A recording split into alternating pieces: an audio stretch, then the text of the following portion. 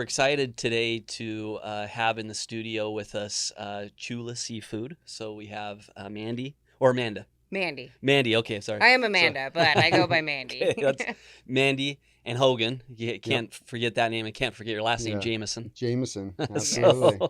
Strong name. Yeah, strong name. And, I mentioned to you before we started that my first exposure to Chula Seafood was I lived in South Scottsdale when I first moved to Arizona, and I kept hearing about this seafood place that was right in our neighborhood, and they're like, you got to go check it out. And I went and drove down there. It's on like Hayden and Roosevelt, yep. And went there, and it was a line out the door. And then I waited in the line, and then I also think you do some wholesale or something, a market there. As maybe I'm wrong, but ended up waiting it out, and I was by myself. But I'm like, I got to check this place out, and I remember it was really, really good. Awesome. That's awesome. I can't we did do a remember lot of different things out of that building when we first started. Okay, as yeah. you do when you're a small business. We actually operated the whole business out of there, the wholesale and the restaurant side. So, we do a fish market restaurant, and then 2019, that's when everything split and had its own home. So okay. So that just became a restaurant now. Well, yeah, restaurant and fish market. So, okay. Yeah. And then I moved to Central Phoenix, and then lo and behold, you had your second location was right here, Camelback in Central at the Uptown Plaza. Yep. And so have been going there. So I was really excited when we were able to have you come on and learn more about your story. Obviously, it's very fresh seafood, which in the desert is not common unless you drive down to Rocky Point or you go to San Diego. And then as I learn more about your story, you have I'll let you talk more about it, but you bring that seafood over very fresh to the desert. So maybe you start with you, Mandy, and tell us a little bit about the background. So my husband and I, back in 2015, we both were kind of in odd jobs, and I think we had our daughter, and we were, I'm from Seattle originally, so being here since 2004. Always knew the seafood here was less than pleasurable. So with that being said, I looked at him one day knowing that his father was had a commercial swordfish boat for over 20 years at that point. Why aren't we bringing this fish to the desert? And that was kind of the light bulb that started the whole thing. And it was just the two of us at the beginning. We started off at the Vincent's Camelback Market on 40th and Camelback, selling fresh packed fillets of fish, some poke, picking up a little bit of wholesale, accounts at the same time. And then as we got rolling, we connected with Hogan, who has a strong background in restaurants, and we knew we wanted to take it to the next level. And in 2016, that's when we opened up the OG location. And yeah, we do fresh fish in the desert. It's kind of what took us to where we are today. We specialize in swordfish. Our boat, Chula, is a sustainable swordfish boat. So we harpoon and deep set buoy, which we can get into more later if we want to tackle that. But and we now truck over fish 4 times a week in our own fleet of vehicles. And we're also flying fish from around the world. Wow. And that's why it's so fresh, and that's part of the challenge, and also part of the opportunity to come to the desert. If you can make it fresh, people will love it. And I want to kind of go back to that first location. So what did that first location look like? And was it you were kind of testing the market, kind of seeing what would work? Tell us about that first phase. We got to a point where we needed somewhere to house the operation. My husband was driving sometimes to San Diego and back in one day, picking up a truckload of fish, delivering it to the wholesale accounts, and then, what do we do with the excess that we have?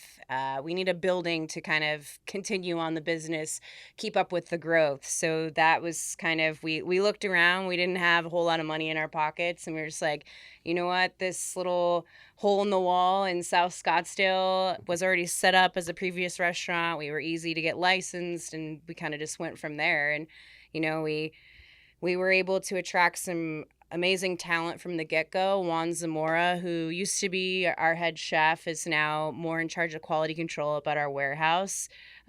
He, partnering up with him, he brought in these amazing flavors and just applications to our seafood that were interesting to people. And then we had a fresh fish case that was legitimately fresh, where we took out the middleman and we made fish available to the everyday people that they could get that quality that was at a hotel or a restaurant available to them. Yeah, because the restaurant's kind of a fast casual. Is that how you would describe it? It's Yeah. not Yeah. I mean, it's a market, really. That's really what it is, a market with food, is what it started out as. We built this, we were trying to sell fish. Most of what we did was trying to sell fish to people to go home and cook themselves. We had 3 menu items when we first opened. I mean, our first menu was What were the 3? empty, like our Hawaiian poke. We had our ponzu salad with ahi poke, and then we had the peanut bowl. Yeah. The Thai peanut bowl. So we kind of opened in the middle of the poke craze, which was kind of back in 2016. So we kind of just went with that, knowing we weren't set up to have hot equipment in that facility. So we're like, okay, we can do raw fish amazingly because we have access to it. And that's kind of what got people in the door to try the food. And then they would realize, oh, you're a market too. So that kind of created a hype and just kind of built on from there. And as we grew, we added more menu items. And I think he dreamed about the confit tuna sandwich. Yeah, the That's confit tuna sandwich came to me in a dream one day. And I came in the next morning, I said, Juan, we're making a sandwich. And because I can cook, but I'm not a chef. And so I needed a chef's touch. I was like, I know there's like something missing. And Juan was the perfect guy because he could take my thoughts and turn them into something on a plate. And they always turned out awesome, which was amazing. Yeah, and that's the joy of having a startup is you can dream up something and actually have and put it to work. Come to reality. And, the beginning of that really was that. We would just feed chefs. We would call chefs. We're trying to sell them fish. We would say, come into our shop. Let us feed you. And we would put those pictures on Instagram, and people are like, I want that. I was like, well, we don't make that. And that's where some of this new stuff started happening. We got the sashimi platter and a smoked fish platter, and all these things started happening just because we were cooking for chefs, because we weren't that busy in those days. It's the beginning. We're still trying to spread the word. And those chefs spread the word for us too. They were all over their own Instagrams telling the world like, oh, got to go check out Chula Seafood. And they're influencers in that space, obviously. Yeah. huge, huge. Great. People listen to chefs and they tell you where to go eat. It's like, well, that guy knows. I love his restaurant, so I'll believe what he's going to tell me. So it really helped. You started out with you and your husband and your husband's family.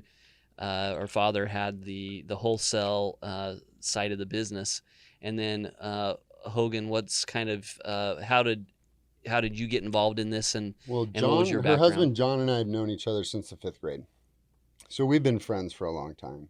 And during this whole process of them getting going, him and I had been in talks for a long time, just talking about it. He's like, are you interested? And I'm just giving him advice on how to go about it, who to sell to. Honestly, I started buying fish from him where I was working at the time, and to help him get started. And they really drummed something up. They started off at the Vincent's Farmers Market and really got a little following there, and were able to drum up a little business on that side. And it just looked interesting to me because it was different, and it was something that you didn't see anywhere here. And that was what intrigued me most, because I love a good surprise. I love to do things a little bit differently. And I love that it was such a great challenge to do something that I'd never done before. So the fact that you can get the best product and have that available to you all the time was an exciting kind of thing to have, and then being in control of your product from water to table was another interesting thing that I had never heard of before. And it's like, that's pretty cool. Because I love local vegetables. I love getting the freshest of fresh. And I think that was something that was great about getting started with this company. So. Well, and for folks who have looked at different businesses, restaurants are a hard business to do well in. They really are. Some of them do really well. The ones that are most stable, a lot of franchisees will buy a franchise, and those they have a lot of basically a template for how to operate it, and then they have a brand. But to start something from scratch, and now you're on your third restaurant now, so you have some momentum. But were there some times where you were kind of like, what are we doing? Is this going to take off, or was it from the beginning you just saw a lot of demand? But I'm assuming there were some challenging times. I mean, it was definitely challenging in the beginning. I mean, dealing with a perishable product that's expensive. Is expensive. It's there's a total gamble with it. So you just spent 15 hours driving over and driving it back. Like you're really throwing your time and your energy into everything you're doing. But in the beginning, there was days when, we were lucky if $200 walked through the door, and we sat there going, how do you drum up business? Well, she's like a social media amazing human that like just got people to come see us. Just the beginning, just a few. Yeah, and then it was... How do you do that with restaurants? The Republic that really set it off for us. Like once the Republic showed up, because business boomed. Yeah, Phoenix Magazine and the Arizona Republic were big. The Phoenix Magazine gave us our first push, and then that's what brought the Republic in, and then the Republic took the next push up. And how did you connect with them? Everything's been organic. I think because of what we're doing is so unique here that a lot of our press has truly been organic. And our following is organic, and we just have really stayed true to who we are and what we do. And and we've attracted an amazing culinary team along the way. I call them fish magicians because they'll turn a non-fish lover into a believer. And with that being said, it's like it all just melds together, and it's a whole symbiotic relationship of what we've been capable of. And there's so many people that aren't from Arizona that live here that love seafood.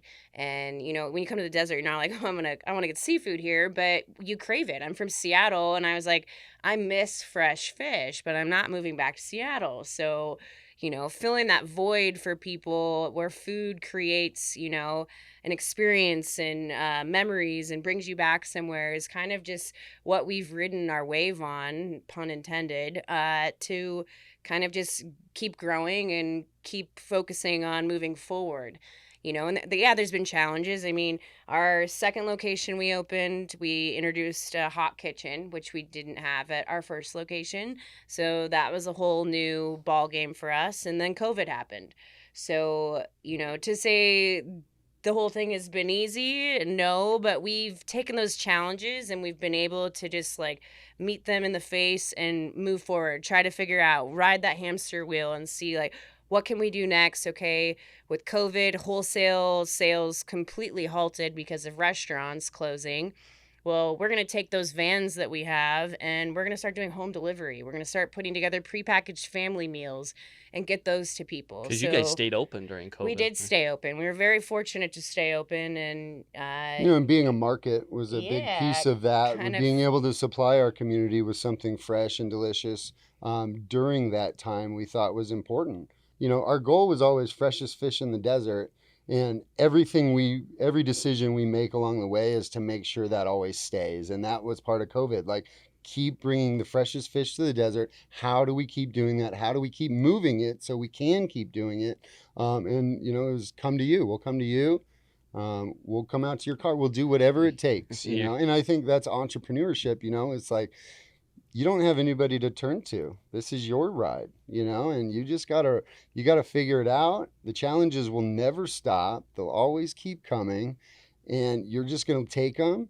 You're going to look at it and go, what's our solutions? And for us, we have a great group of people. We get to bounce off of each other. Nobody has to be the guy that makes all the decisions, because we went out and found people that are great at what they do.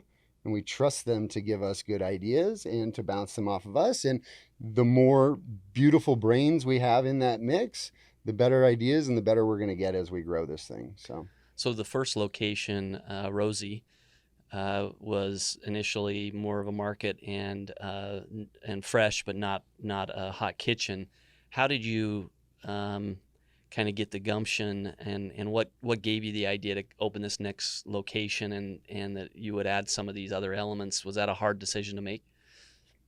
I don't think so. No. I think it was natural because we were Yeah. just finding we want to do more with what we have. We want to showcase more. We want to give, the chefs in the valley more to showcase. And so building a hot kitchen just gave us the ability to do more with fish and create different things and to come up with different ideas. And, we just don't want to stifle ourselves. And so we felt a little stifled in that small building where we can only do so much. It was amazing for creativity, being handcuffed to only being able to do certain things. It really pushes your creativity to another level.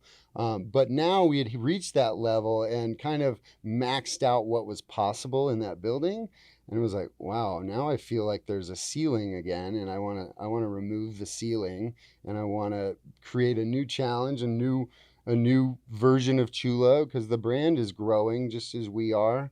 It can't stay the little shop in Scottsdale if it's going to grow. So we always got to kind of push that level and kind of see what's next. And we're opening another one now up near Greyhawk, and that's the next challenge. We added a bar to the one at Uptown, which was, we threw that into the challenge. The one at Greyhawk will be built with a bar.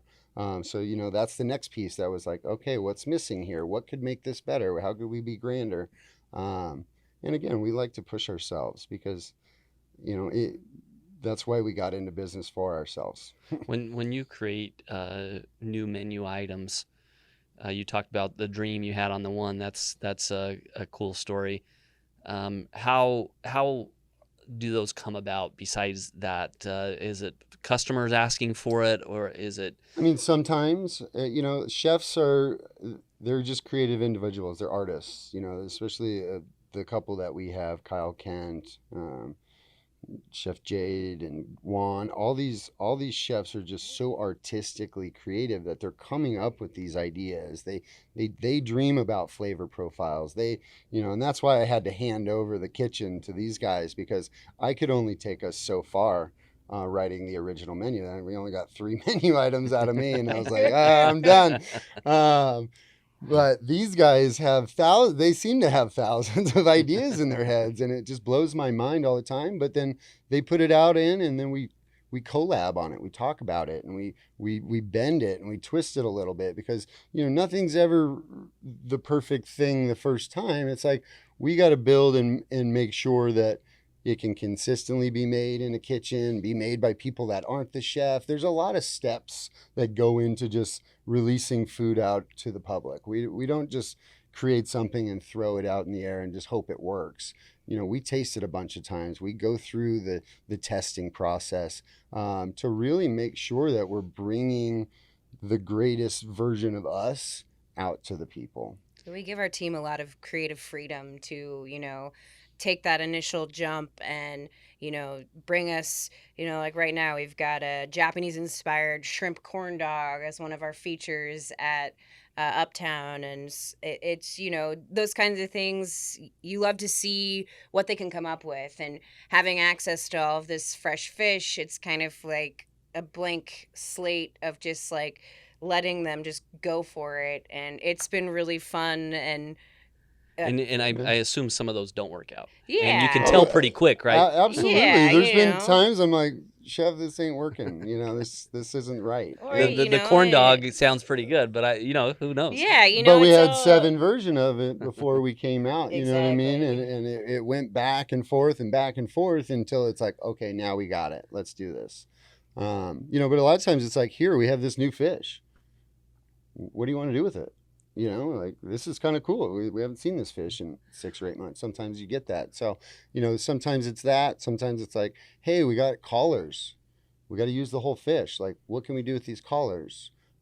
Cheeks, there's all different parts. So it's like, that's really like where we kind of specialized, was like turning the whole fish into everything, Yeah. creating all these things that going, okay, I got this, but I got to use it. How do I use it? Well, let's smoke it. Let's make some dip. Let's, ceviche. There's a lot of different things.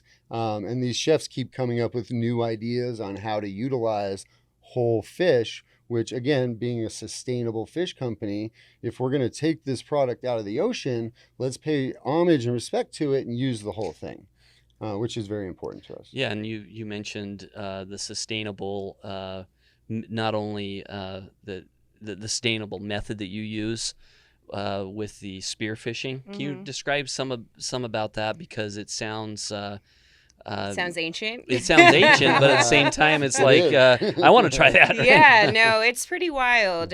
So we have a harpoon boat in San Diego, the Chula, and this is the 5th version of the Chula, I think over 25 years. Custom built to harpoon swordfish. And a couple years ago, they released a new approved sustainable method called buoy fish. And deep sea buoy, deep set buoy, and that's essentially dropping a line 1,000 to 2,000 feet below, and it's baited with a squid, and it's attached to a buoy and a flag, and it's swordfish are deep water fish, so it's really, we've only ever brought up swordfish. So making a boat sustainable is avoiding bycatch. That's going to be something that, catching dolphins, whales, sharks, anything when they like drag the thing across the Yeah, bottom and they so- get everything. They pull nets and it's terrible. So for the yeah, ocean. it might not be the most efficient way to get the job done, but because of who we are and what we represent, that's what we've chosen our boat to move forward with, because it reflects us as a business and what is smart for the conservation of the ocean and what sustainability means. So those fish are harvested, and there's complete respect to the animal when they're brought on the boat, and the way they're bled out, the way that they're stored, and then we're taking that and bringing them to Arizona. And once they're here, we have our facility at the warehouse. So before any of our fish hits any of our restaurants or any of the wholesale accounts we have, everything is processed at our warehouse at the air park.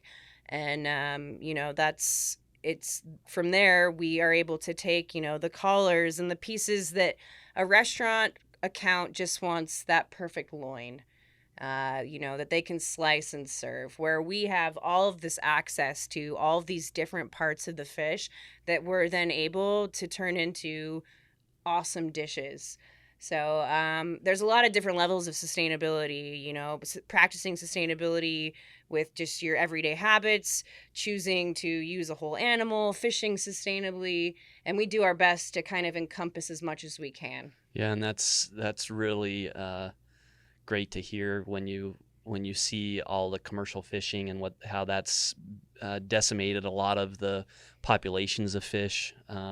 If we could just go back to the good old days when we're harpooning and we eat everything, would be just fine, right? I didn't really. You asked a little bit more about the harpooning. So what happens is the swordfish come up in very calm water. Typically, you harpoon in the summer months through December time in San Diego. And I told you that swordfish are deep water fish, so they come up to digest and sun themselves. And what you can see is their two fins, their front dorsal and their back tail fin in the water. And essentially you sneak up on them. We have a 30-foot plank off the front of the boat, and you go up with the harpoon, and that's so where you do have it. somebody doing it. Yep. It's not a machine. Yep. No machine. There's no machine. This is you It's talk about old primal, school. It's very primal primal. fishing. Everything about it is very primal, other than, the motorized boat. Well, and I think what's really consistent and authentic about your offering is from the beginning of catching the fish all the way through that you believe in those same principles. Just really knowing where your food comes from and being able to tell that story. We're not just another fish broker selling fish. We have a true real life story behind what our passion is that drives us. And that's part of our bigger mission too, is, education behind fish and sustainable practices and making good choices when it comes to the food that we put in our body. So one of the big things that is hard for entrepreneurs, whether it's in the restaurant business or other business, is figuring out, how do I pay for this? How do I survive? How has that worked for you guys? Because I know early on it takes a little bit of time to get that going. How did you get it off the ground? And I've been in the restaurant business a long, long time. So there's a formula. There's a formula that works. And if you can find a way to create the formula, the right food costs, the right labor costs, if you can hit the formula correctly, the sales, you need some sales, but you can offset a lot of it by having the right formula. And in the beginning, the right formula was working 18 hours a day myself, her husband, her, just doing it all ourselves. So we didn't have to pay a lot of people. And once we figured out how to drive the sales piece, if you just stick to the formula, it will always work. And what is the formula? The formula is, I don't want to give it away to everybody. Yeah, but, you're but to me, restaurant guy, so there's the a percentage recipes. of everything that you can pay out, and there's a percentage you have to keep. And if you can figure out how to balance all those things into that percentage, you're going to win. And that's the way I look at money. It's any business. It's not the restaurant business. Every business needs to have a 30% markup to hit their nut at the end of the day, or whatever it is. And the restaurant business is the same. You just have to have the right percentage and understand, that if, sales go down, well, you got to make changes to get back to those percentages.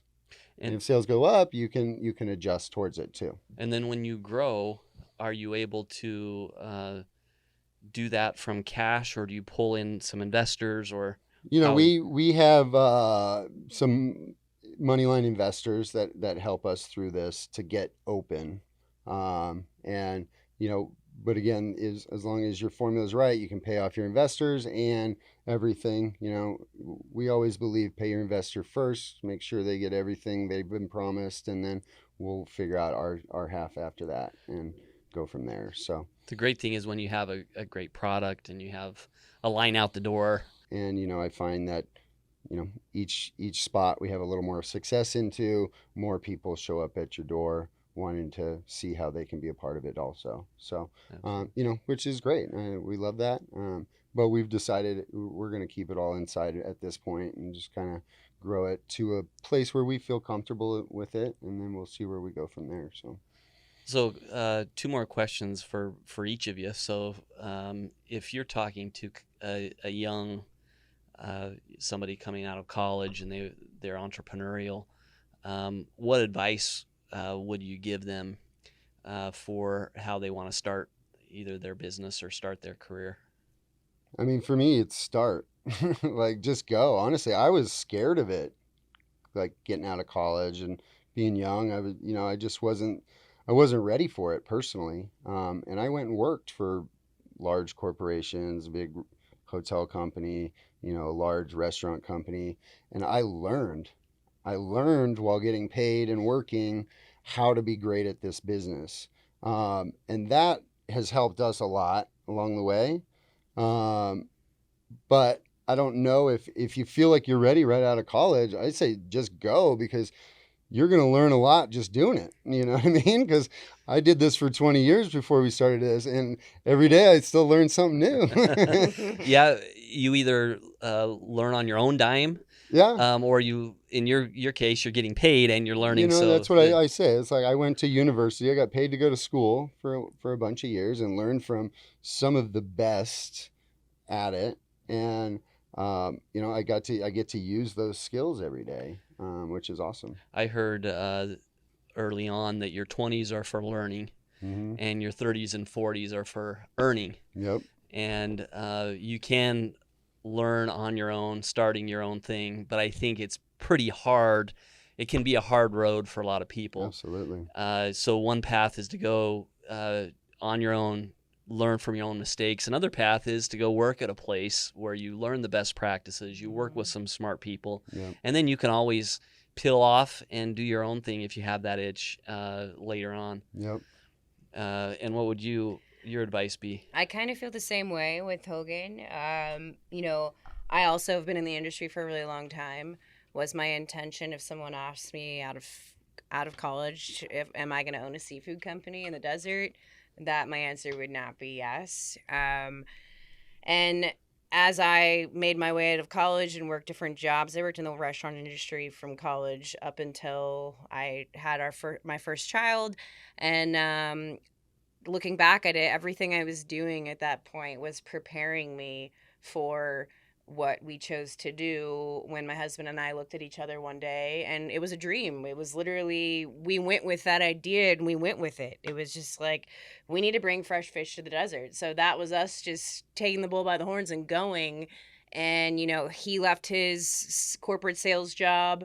I was kind of in between jobs, restaurant, helping another restaurant learn the back end accounting. So that was a hat I've worn a long time. And with Chula, I had my own Etsy business for a while that kind of taught me the social media, Instagram side of it.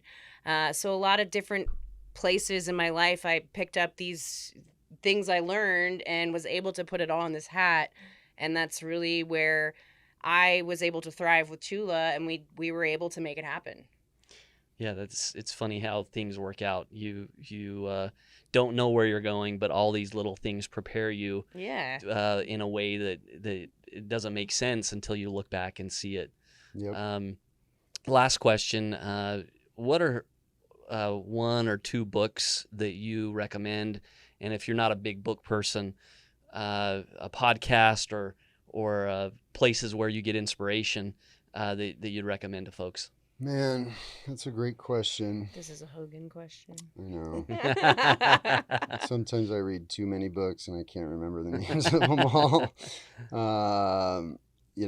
I will, honestly, I don't look back very often. So I'm reading The Untethered Soul right now by Michael Singer. And I'm also reading The Selfish Gene, which is another one. But I'm really into reading about the brain and how our brains work, how our thoughts work, how to maximize its abilities.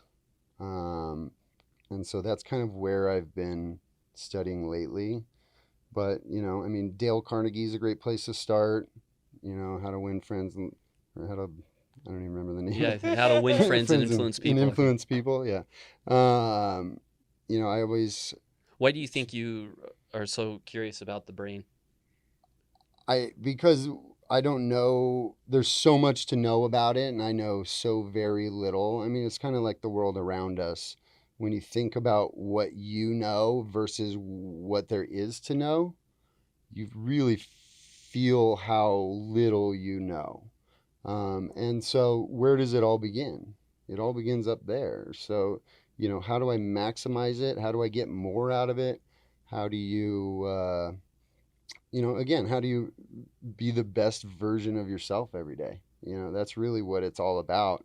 And that's something we talk about within our company a lot. It's just like, we're going to screw up. We're going to make mistakes all the time. Like, learn from it. Get up and just be the best version of yourself. Even if the best version of yourself today isn't your best version, it's your best version now. It's all you get. And, to me, I just show up with that mentality and you're going to win. Like you said, things work out for you. My belief is everything always works out for me. I don't know why this is happening to me, but I do know what the future brings, that it's going to work. So I don't worry about it.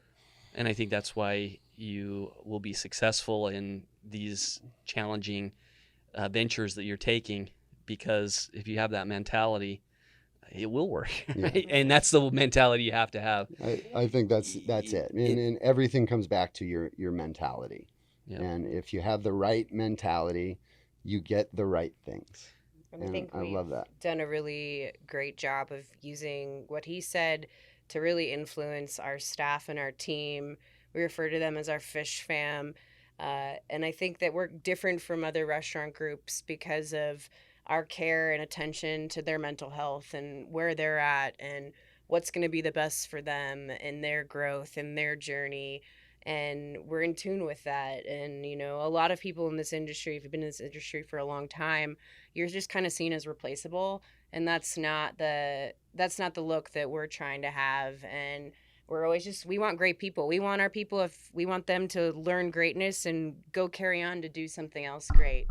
And that's the core of kind of who we are outside of just being an awesome fresh fish company.